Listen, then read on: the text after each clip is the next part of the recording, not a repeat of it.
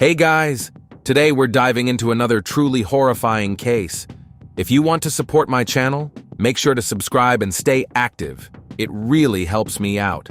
I'd be super grateful for that. Let's get started. Betrayal rarely happens suddenly. It starts with small things, hidden messages, unexpected excuses, brief meetings that go unmentioned. One person is lying, keeping secrets, enjoying the illusion of freedom. The other begins to suspect, searching for proof, and with each passing day, the need for control turns into obsession. This story is about how infidelity led to the most devastating consequences. When jealousy transforms into a desire for destruction and love turns into manipulation, predicting the outcome becomes impossible. What started as an ordinary affair ended in a way no one could have foreseen. In September 2023, a small suburban home became the scene of one of the most shocking and unpredictable events in recent history. Officers responding to the call had no idea that this case would turn out to be more than just a violent crime. It was a carefully orchestrated game where every participant was nothing more than a pawn. Nathaniel Ruiz Jr. was born around 1993 in one of Chicago's most troubled neighborhoods. His exact birth date remains unknown, emphasizing the chaos that surrounded his early life. He grew up in an environment where aggression and criminal activity were part of everyday existence. From a young age, Nathaniel displayed signs of an impulsive and uncontrollable nature. In school, he frequently got into fights, clashed with teachers, and showed little interest in academics. His first run-in with the law happened during his teenage years when he was caught participating in a robbery. However, since he was underage, he avoided any serious punishment. It didn't take long for him to realize that the criminal world offered more than just an adrenaline rush. It also brought financial rewards. As time went on, his offenses became more severe. In 2016, he was arrested for assault, and a year later, he was taken into custody again for driving under the influence. But Nathaniel's real fascination was with firearms. He collected weapons and took pride in his growing arsenal. His social media accounts were filled with photos of handguns, rifles, and ammunition.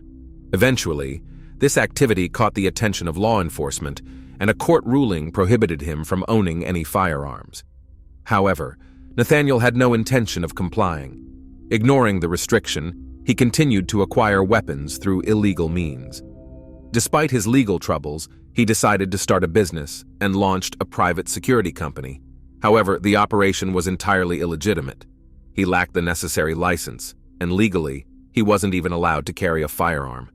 Nevertheless, he aggressively promoted his services on social media, posting photos of himself wearing body armor and carrying weapons. Linda Palomo was born on February 3, 1973. By the time she met Nathaniel, she was an independent woman, a mother of 5 and already a grandmother. Unlike Nathaniel, she grew up in a relatively stable family, but her personal life had been complicated. She married young, but the marriage didn't last. Left to raise her sons and daughters on her own, she learned to handle life's struggles without relying on anyone. She worked multiple jobs to support her family and helped care for her grandchildren. Despite everything, she still longed for personal happiness. Linda was known for her strong personality. Her family respected her, though some found her overly strict. She liked to be in control, ensuring that everything happened on her terms. Betrayal was something she couldn't tolerate, and she expected unwavering loyalty from those closest to her. When Nathaniel entered her life, no one could quite understand what connected them. He was 20 years younger, had a troubled past, and a volatile temperament. Yet their relationship developed quickly. Their meeting was purely coincidental. Some say they met through mutual acquaintances. At first, Linda didn't take Nathaniel seriously, but his confidence, persistence, and dangerous charisma drew her in. For Nathaniel, Linda was someone who made him feel secure. She provided him with shelter and emotional support. For Linda, it was something new, an experience she hadn't had before. She felt in control, as if she was the one shaping this younger man's path. Their connection was unusual. Two people so different, yet somehow held together by that very contrast. They moved in together, and before long, Linda's sons, daughters, and grandchildren were living under the same roof. The house became crowded, but it wasn't a home filled with warmth. the tension was growing. Neighbors and acquaintances noticed that their relationship was anything but harmonious. Nathaniel had a short fuse, while Linda insisted on keeping everything under control. Their romance resembled a ticking time bomb, but no one could have predicted how far things would go. Nathaniel had no intention of giving up his collection, even with legal restrictions in place. He continued acquiring handguns and rifles through illegal sources, making shady deals and exploiting legal loopholes. He enjoyed displaying his strength and took pride in his growing arsenal. He could spend hours discussing calibers, mechanisms, and modifications, or simply admiring his collection. At first, it was just a fascination. But over time, firearms became an inseparable part of his daily life. He carried a handgun even inside the house, often disassembling and reassembling it right at the kitchen table. He left his weapons out in the open, and it didn't take long for those around him to start feeling uneasy. At first, Linda didn't interfere. She didn't care much about what Nathaniel was up to as long as he was bringing money into the house. She turned a blind eye to the fact that his business was illegal and never asked questions. But over time, she began to realize it wasn't just about the money. Nathaniel's behavior was becoming more unpredictable. He would lash out if something didn't go his way. Sometimes he'd lose his temper over the smallest things, someone looking at him the wrong way or speaking at the wrong time. His outbursts came suddenly, but just as quickly, he'd calm down, acting as if nothing had happened. The first to openly express concern was Christina, one of Linda's daughters. She saw what others either missed or ignored. Nathaniel wasn't just an unpleasant person. He was someone capable of anything. Christina never trusted him. She noticed how he talked about aggression, how he carried himself as if he were superior to everyone else. He couldn't stand being contradicted and always made sure he had the final say. But what scared her the most was how easily he could snap. During one argument, he clenched his fist so tightly that his knuckles turned white. At that moment, Christina knew, if he wasn't stopped, one day he would cross the line. The atmosphere in the house grew more and more tense. No one spoke about it openly, but the fear of Nathaniel was becoming impossible to ignore. And this was only the beginning. By 2021, Nathaniel and Linda had been living together for 6 years. On the surface, everything seemed stable, but their relationship had long since lost its foundation. Nathaniel had never been the type to stay loyal to one woman, but now his affairs had become routine. He met people through social media, started new relationships, then quickly moved on to the next. Secret conversations became a daily habit. He used messaging apps, hid his contacts, and meticulously deleted his conversations. He often left the house late at night, claiming it was for work, meetings with clients, or personal matters. Sometimes, Linda would wake up in the middle of the night and find that he wasn't home. He would return in the early hours, never offering an explanation. Nathaniel wasn't afraid of getting caught. He believed Linda either wouldn't find out or wouldn't dare to do anything about it. He was convinced he was in control, but he underestimated her. At first, Linda ignored the changes in his behavior, but over time, she began noticing how often he was gone, how frequently he was texting someone, how suddenly he started paying more attention to his appearance.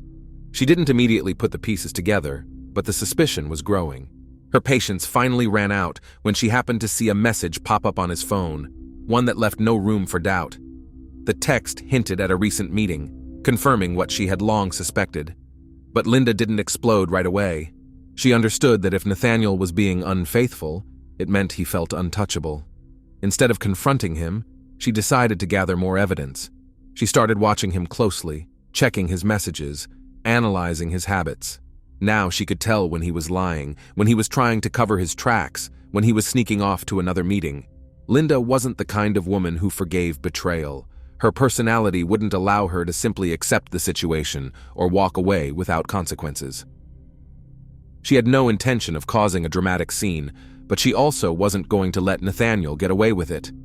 With each new piece of proof, her anger grew. She saw two options: leave and cut him out of her life, or make him regret every decision he had made. And the longer she thought about it, the clearer it became. She wasn't going to be just another woman he left behind. Linda wasn't about to act on impulse. She knew that a direct confrontation with Nathaniel could escalate into something uncontrollable. So, she chose a different approach.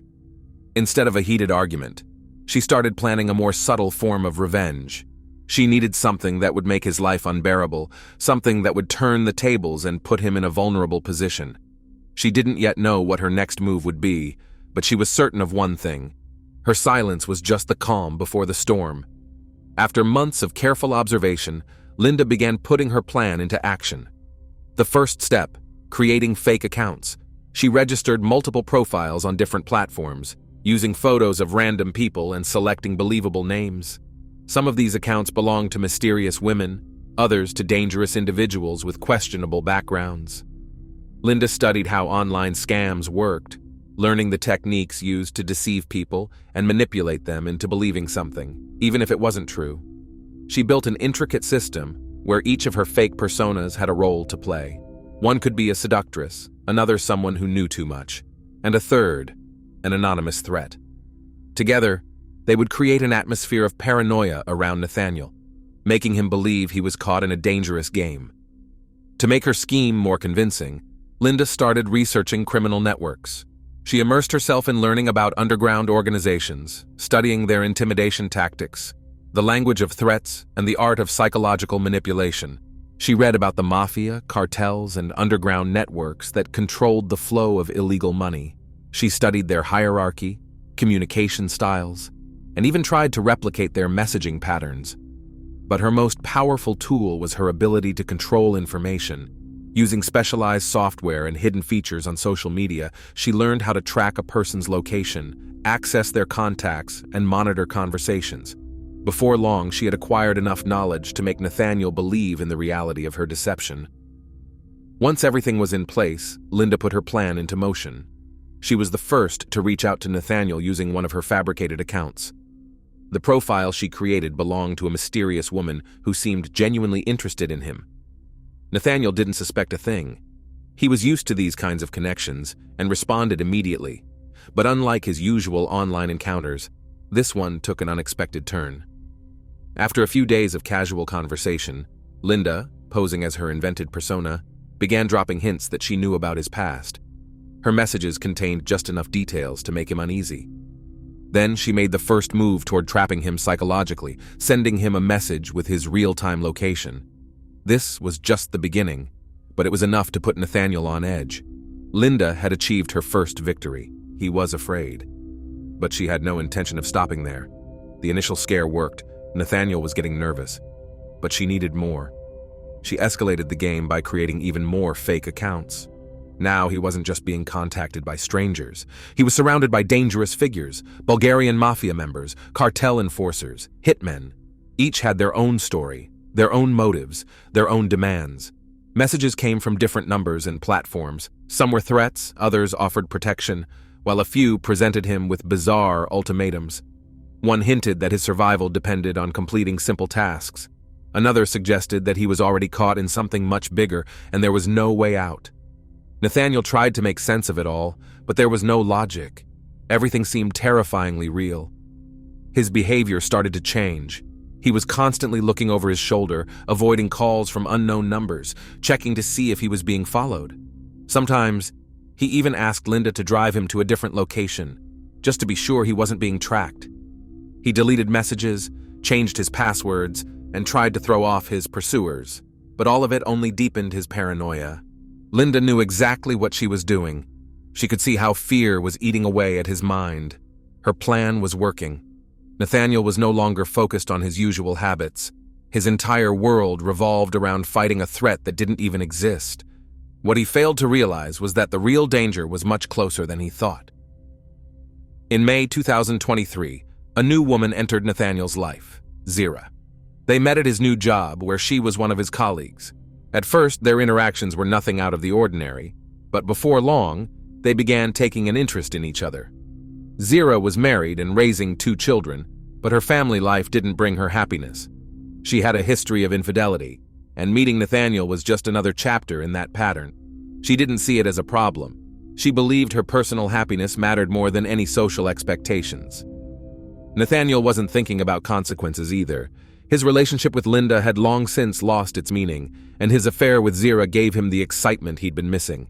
It started with lingering glances and subtle hints, but soon they were talking constantly. Linda had been keeping tabs on Nathaniel for a long time. The moment he started interacting with Zira, she noticed. At first, she didn't think much of it. His brief affairs weren't news to her, but soon she realized this time was different. Their messages quickly escalated beyond casual flirtation. Nathaniel told Zira he loved her, that he dreamed of a future with her. She said the same. They made plans, imagined a new life together, and spoke as if everything would change one day.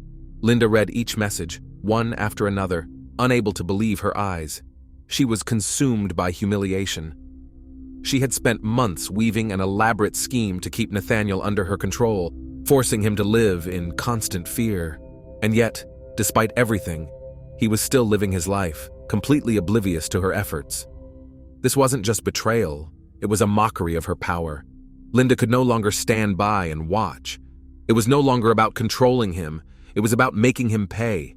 She escalated her psychological game, introducing a new wave of threats. This time, the characters were even more menacing, even more persistent. The supposed mafia figures warned Nathaniel that he was in grave danger, that he was playing with fire. The message was clear. His involvement with Zira had to end immediately. But this time, he wasn't afraid. Everything he had endured over the past months had numbed him to fear. He believed he had already survived the worst. And besides, he was too consumed by his feelings for Zira to walk away now. For the first time, Nathaniel wasn't just hiding his affair, he was fighting for it. Linda changed her approach. She realized that if she wanted to break Nathaniel completely, she couldn't just target him. She had to go after Zira as well. The first step was planting fear in Alberto, Zira's husband. Using fake accounts, she sent him cryptic messages hinting at his wife's infidelity, attaching photos, and fueling his suspicions. When that didn't have the desired effect, she escalated her tactics, this time with direct threats. Alberto began receiving anonymous letters warning him that his family was in danger, that his loved ones could get hurt. Linda knew that fear for his family would force him to take action. The pressure worked. At first, Alberto tried to ignore the threats, but soon, the unease took hold. He had no idea who was behind it, but he could feel that this was more than just an issue between husband and wife. Linda had achieved exactly what she wanted. Tension was growing in Zira's home, and fear was beginning to dictate their decisions. Still, Nathaniel wasn't completely broken. Despite the paranoia Linda had planted, despite the relentless pressure from the fabricated criminal organizations, he still clung to Zira. Now, Linda decided to strike at his weakest point, his trust. She let him know that she was aware of Zira, and then began feeding him a new narrative, that Zira wasn't who she claimed to be. She convinced him that Zira was actually working for the mafia. Linda had gathered enough information to make this lie believable. She sent him messages from different informants, suggesting that Zira always knew more than she let on, and that her presence in his life wasn't a coincidence. She carefully crafted the illusion so that Nathaniel had no choice but to believe it. The messages hinted that his phone was being monitored, that his movements were being tracked, and that Zira was merely using him to gather information. Before long, Nathaniel started seeing the pieces fall into place. In his mind, everything finally made sense. This explained why the so-called mafia knew so much about him, why he was being followed, why Zira never seemed intimidated by the threats. But Linda didn't stop there. Now she demanded proof of his loyalty. Nathaniel had to prove that he wouldn't betray those who had supposedly saved him from a deadly fate. Slowly, the conversations about dealing with Zira and her family became more direct. The message was clear. There was no other way out. Exhausted, overwhelmed, and completely under Linda's control, Nathaniel finally gave in. He no longer questioned what was real. Linda had won. He was ready to do whatever it took. Nathaniel no longer questioned what had to be done. In his mind, there was no fear, no regret, only the firm belief that he was carrying out an unavoidable task. He began planning the crime with the same focus and precision he had once used to build his illicit business. The first step was surveillance. He studied Zira's schedule, noting when she was home and who was with her. He paid special attention to moments when her husband and family might be vulnerable. He examined the entrances to the house, mapped out possible escape routes, and spent several days tracking their movements, memorizing every detail.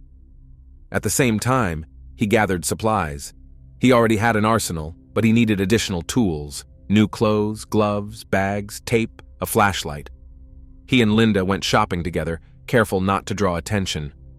Linda remained in the background, making sure it never seemed like she was involved. They discussed every step as if preparing for a high-stakes operation. Linda played the role of an advisor, nudging Nathaniel in the right direction, reinforcing the idea that he had to do this correctly. She kept him convinced that this was the only way out. By the time everything was ready, Nathaniel had stopped thinking about consequences. He believed he was simply doing what needed to be done. The decision had been made. Now, all that was left was to act. The night arrived. The plan was about to become reality. Linda showed no sign of nerves, behaving as if she knew nothing. Late that night, they drove toward Zira's house. Linda was behind the wheel, driving calmly as if running an errand. She asked a few times why he needed to go there, but Nathaniel didn't answer. He didn't care what she thought. His focus was locked on his target. When they arrived, Linda stayed in the car while Nathaniel stepped out and walked toward the house. He already knew the front door would be locked, so he went around to the backyard, broke a window, and slipped inside. The sound of shattering glass woke Alberto. He got out of bed and went to check the noise. At that moment, Nathaniel fired, but missed. Alberto immediately realized this wasn't just a break-in. He spun around and ran toward the hallway, trying to reach his family's room, hoping to shield them from the intruder. But Nathaniel caught up with Alberto in the hallway. A few shots rang out, and Alberto collapsed to the floor before he could reach the door. The house fell silent, broken only by Nathaniel's heavy breathing. Hearing the gunfire, Zira barricaded herself in the bedroom with her family. She held them close, unsure who had come for them. Nathaniel tried to force the door open, but it held, so he aimed at the lock and fired. The bullet tore through the wood, striking Zira. She stopped moving. The door swung open. The room fell into a stunned silence. The last sounds the neighbors heard were short and muffled. It was over in minutes. Nathaniel surveyed the house. He overturned furniture to make it look like a robbery gone wrong, scattering items to stage a struggle. Then he walked back to the car, where Linda was waiting. She didn't even ask how it went. They simply drove away, leaving chaos behind. For a brief moment, silence filled Zira's home. But not for long. Neighbors, alarmed by the sound of gunfire and breaking glass, quickly called the authorities. The call came in around 4 a.m., and within minutes, officers arrived at the scene. They found signs of forced entry and moved inside. The scene before them left no doubt. This was no random act of aggression, but a meticulously planned crime. Nathaniel's first mistake was failing to cover all the details of the staged robbery. Nothing valuable was missing, and the evidence pointed to a deliberate attack rather than a break-in gone wrong. Even the scattered items did little to convince investigators that theft had been the motive. But the biggest mistake? It didn't take long for police to connect the crime to someone with a motive. By morning, detectives were already looking into Zira's personal connections. Everyone at work knew about her affair with Nathaniel. Colleagues described their relationship as more than just a casual fling. They had talked about a future together. Nathaniel's name quickly became the focus of the investigation. As detectives dug into his background, they uncovered a long list of prior offenses, illegal dealings, and a well-documented obsession with weapons. Everything pointed straight to him. While the police gathered evidence, Linda kept playing her game. She continued messaging Nathaniel under the guise of the mafia, reassuring him that everything was going according to plan.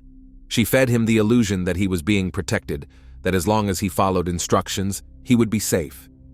She made sure he believed one thing above all, that the authorities would never be able to prove his guilt. But the investigation was moving too fast. Detectives started digging into Nathaniel's recent activity and uncovered several inconsistencies. When they examined his calls and messages, they found that in the past few months, he had received an overwhelming number of threats, not from real criminal organizations, but from newly created anonymous accounts. This raised new questions. If the mafia was truly behind this, why did all the evidence point only to Nathaniel? Why were there so many coincidences? What if the threat wasn't real but carefully staged? These doubts became a turning point in the case. For the first time, investigators began to suspect that there was more to this story than just a gang-related crime. As the investigation neared its conclusion, Nathaniel realized he was running out of time. He knew the police were closing in, and his arrest was inevitable. panic set in when he noticed that he was being followed. He tried convincing himself that the mafia would step in and protect him, but deep down, he knew the truth. Desperate for help, he turned to his mother. They met in a secluded spot, away from prying eyes. He told her he was in danger, that he was being accused of a serious crime, that he needed to disappear. But instead of support, he saw fear and hesitation. She didn't want to be involved. She understood that helping him meant becoming part of the crime. For a few days, Nathaniel attempted to stay hidden, but surveillance cameras caught him at a grocery store. He wasn't alone. Linda was with him. As soon as the police confirmed their location, a pursuit began. Patrol cars surrounded the area, but Linda and Nathaniel managed to get onto the highway. He was behind the wheel, and she sat beside him, watching the chaos unfold. The real question now was, who was truly in control? Nathaniel believed he was the one steering the situation, but in reality, everything was unfolding exactly as Linda had planned. The police had been chasing them for miles, but Nathaniel had no intention of stopping. He gripped the steering wheel, pushing the car faster, weaving through traffic, determined to escape. Adrenaline overpowered his fear. Linda sat beside him, eerily calm. She didn't tell him to stop. She didn't scream or beg him to surrender. She just watched, as if she already knew how this would end. They sped onto a congested stretch of highway. Nathaniel tried to swerve around a truck, but lost control at the last moment. The car skidded, slammed into the guardrail, and flipped multiple times before coming to a violent stop. When officers approached the wreckage, the inside of the vehicle was eerily silent. Nathaniel was still in the driver's seat, a gun in his hand. Linda was beside him, lifeless. In the final moments before the crash, he had fired at her, then turned the weapon on himself. Investigators later examined the scene, trying to understand why he had done it. Was it an act of revenge? A final outburst of rage? Or had he realized, in those last few seconds, who had truly been behind everything? Had Linda confessed to him during that final ride, revealing that it had all been her doing? There were no answers. The only two people who knew the truth were gone. But the investigation didn't stop with their deaths. Detectives combed through their recent movements, phone records, and messages. At first, police believed Linda had been a victim, a woman caught under the influence of a dangerous man. But the deeper they looked, the clearer it became that the real story was something else entirely. The key breakthrough came from analyzing Linda's devices. Her laptop and phone contained archives of messages, dozens of fake accounts, and logs of visits to sites linked to surveillance tools and social engineering tactics.